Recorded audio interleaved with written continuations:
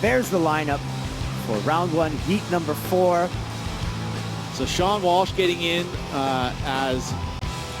before this event started. We remember the very first Chianca challenge, the amazing drop that Shaun Walsh had. Yeah, they'll obviously be disappointed, and yeah, sorry, Kate and Billy. There you go. A champion in our books, Twiggy. Hopefully next time. Thanks, Kale. As we see during that interview, Jumbo, Lucas Chianca, taking a chunky one and going complete on that. Right behind him, Nasty Nate Florence.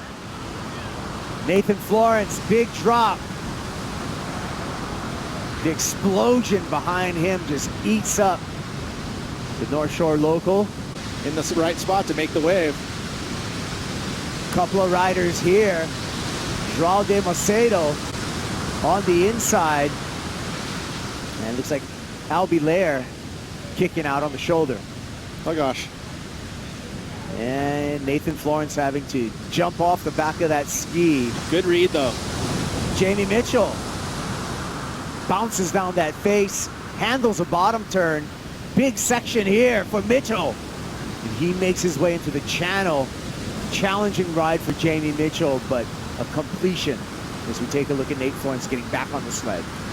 Let's take a look at the replays. We're starting with Lucas Chianca.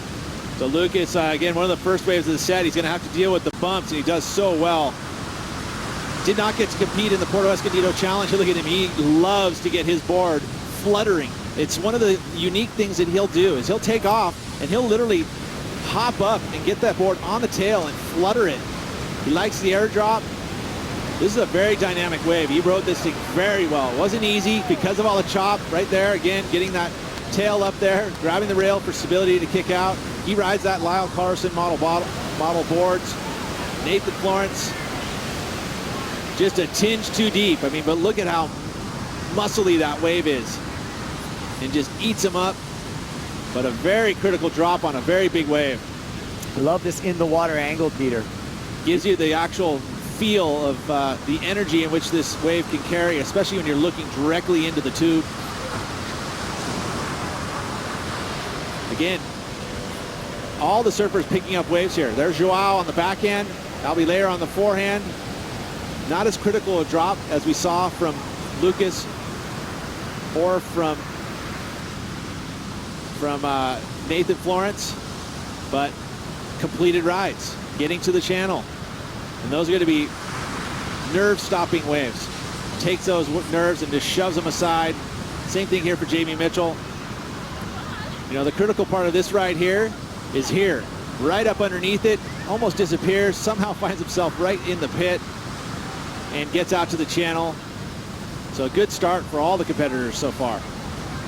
Look at this in the water angle, just showing the actual wave size with Jamie Mitchell. Comes around the corner, iron legs it through that section. Yeah, he did, and he's fortunate that there wasn't another ball of whitewater to come down right there. It was perfectly positioned. This guy's not shy. We're looking at Nathan Florence, not able to go, so here we go with the late drop. Albee does a good job to get to the bottom. Smooth off the bottom, pulls into a critical section, making it look easy. And that's what he loves. He loves that compact late drop. Puts himself in that position all the time out here. That's why he likes that shorter board. It fits in those convexes so nicely. Nathan Florence, some warble on the face, big wall in front of Florence. He pulls up high. Nice high line. And Nathan Florence goes complete, kicks out of the channel on his feet. That you got to get out there and make sure you get your quick two waves. Albee again, loves this section of the wave. Bit of a hunt for the barrel there. Didn't quite come out for him, but going to be a better ride than his first. See his technique, he spades it off the bottom, and that's sloughing speed so that when the barrel does happen, he can just pull up there really quickly. That's a shorter board, allows him to do that. Here's a contrast as you look at Nathan Florence on his wave. And he's going to be on a 10-footer, probably a 10-2. I mean, the information there from his paddle axe, it's going to have a lot of volume. It's got a lot more length in the rail. You know, and when you look at the conditions today, you look at the wave that Ian Walsh had ridden, you know, you're going to want every inch of that 10-6 or 10-2, you know, depending on what it is. Here we go. scratching. Albee layer up, riding, making this drop easily. Nice smooth bottom turn, gets high line there, goes for a little top turn. And Albee kicks out. He's going to want to better what he already has in his scoreline. As low as a 2.5. I like it. Here we go. Take another look at Albee. So again, the positioning here, he knows that that inside section there, that's that shallow part of the reef. And so it's going to stand up. Even those mid-size sets are going to stand up in that section. And you know who got put out of position was Jamie Mitchell. You know, are going to affect him coming into tomorrow. Heat leader, Lucas Chianca, on another beast of a wave. This wave just drawn off the reef. And Lucas again making a monster drop. We saw that wave coming from out back. It actually had two waves converging. You gotta watch this kid. Wow. He's not disappointing us. No, and he makes it look so wild when he's riding his wave. He's got his arms going layback. He's got it back grabbing rail. He's got the tail tap going. I mean, it's like he's disco dancing out there. It's amazing. Daryl Flea-Verosco. Yes, Daryl Flea-Verosco is a regular foot, but he has a flair for dramatics. I mean, look at him. He is just wild, and he does the airs. He gets his board, and that's what Flea used to do. Remember his drop at Waimea Bay when he dropped out of the sky? But he would do that dropping in at Mavericks, where he would just make it look so wild and woolly and exciting that you couldn't help but give big numbers to it. It's exactly what we see right there. Love the effort put in there by Chumbo and just the excitement that he's bringing. Let's take a look at this in slow-mo. Again, grabbing the rail, bottom turning, so hard to do because you can't really compress off the bottom and extend into the bottom turn, but he does a good job of getting himself up into the position, and then here you see his arms flying, keeping balance. He's a tall kid, and then goes into the layback where he throws his arm back, so he's just going wild everywhere, disco dancing down the face, and then he comes to the inside section here. He's like, oh, I love my tail tap. Little pop, glides off the tail. So cool. Helped him get to these spots. Helped him, of course, he didn't help paddle into waves, but. Another goofy foot here is Joao de Macedo, and he just gobbled up there in the corner. Another wave scooping up behind here, scratching into it. Looks like it's going to be Jamie Mitchell on his tiptoes. Mitchell makes it to the bottom. He's not going to find any clear water, but he hangs on as long as he possibly could. That's the idea. Try and get out in front of that energy as far as you possibly can. You don't want to be stuck in the impact zone, which we've seen a couple surfers do. Nathan Florence, this wave really drawing off the reef, gets into it, and Nathan kicks out in the channel with a successful ride. Judges still owe us a few scores as we take a look through these replays, Peter. So this is Joao de Macedo again, out of the country of Portugal. Mistake there is very similar to what we see the backsiders do, is that you want to see them knife that early drop. He didn't get that ability to do that. And so off the bottom, just a bit too late. Jamie Mitchell, this wave never really gave him that opportunity to knife it in. It was a chunky face, so he kind of had to straight ride it in. So his best opportunity was to get out in front of that explosion, get himself a second score, hopefully hold himself in that second position. He does have a good number, one of the better numbers of this heat, the 5.93. This was the wave from Nathan Florence. Quick wave for him. Not going to be a real big one just because of the fact that the wave wasn't really a difficult drop. More waves, live action. Scratching for this one. Looks like it's going to be Joao de Macedo, Portuguese surfer. Gets an angle on this one. Oh! And just gets a little high and gets eaten up. No, there's no exit on that one. Just trying to pull up in the bit, showing a bit of point of difference. He just, barrel riding is part of the game here at Big Piahi. And taking the left there, you see Nathan Florence's board flying away. But our heat leader, Lucas Chianca, again, trying to do some turns out there, staying really lively. He's certainly an entertaining surfer, Jumbo. And he's in the pit. Oh, no. Nathan Florence taking a big one on the head, taking a big one right now and riding through. Jamie Mitchell standing tall, kicking out of the channel on that sternum injury.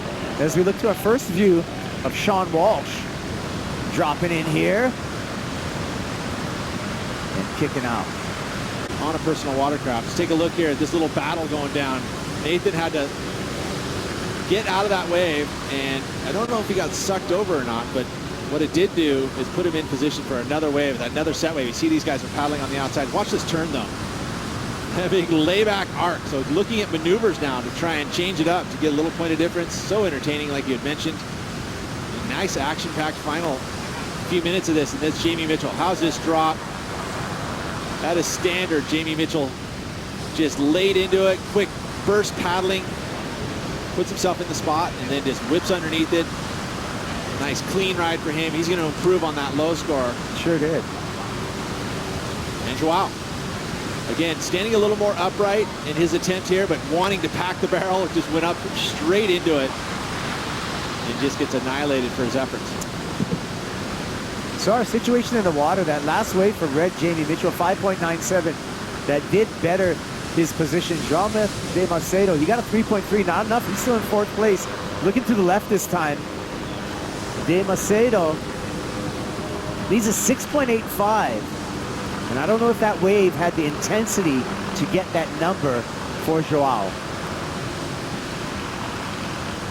Currently 3rd place, right on the cut line, is Albee, but he drops into this one. Looking for the barrel, gets a mid-face turn. Looking so in control, Albee.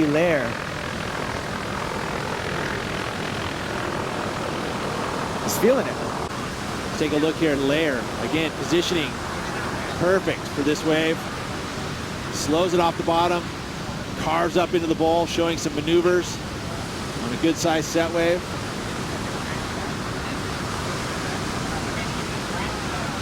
Take a look again late. That short board just looks perfect once you get up and riding. You know, and it still paddles very well. Still has lots of volume. Maybe an opportunity on the outside. Is it over? We're down to 20 seconds as we're going through this replay. That's Joao. And so did he find a 6.85 on that wave? I don't know. The lefts have been pretty tough to get bigger numbers on. And the end of the heat is here. And look at this set. Well, let's stay on it for pure entertainment That's value. right. I mean, everyone there is going to have to get themselves out of that. Look at this. And so the swell still, that's good signs for tomorrow. Wait a minute. Let's look at this next wave coming through as we're going to see our surfers just scratching. They don't have to go, but they do love big wave surfing. Look at Chianca's going to say, no problem. I don't care. I won the heat. I'm going to go again. This one's for the love. Jumbo. Big drop, gets some air under his board, grabs the rail, long wall in front of him, and goes.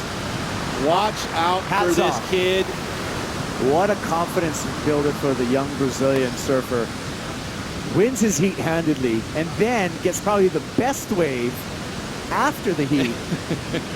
He's going to be coming into tomorrow, into finals day, with a ton of confidence, and rightfully so. Great performance by Jumbo, Lucas Chianca.